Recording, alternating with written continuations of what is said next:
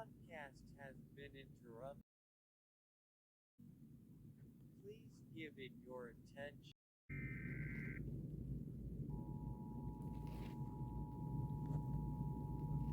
Hail greater than 4 inches in diameter has been reported near your area. Please stand by for further information.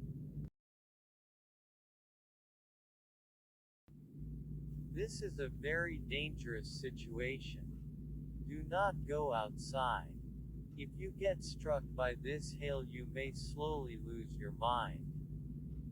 Citizens reported being struck by this hail appear to become very violent towards others. Do not let anyone inside your home. Board up all windows and doors. No one knows how long this event will go on for. Thank you for your attention. Please be safe.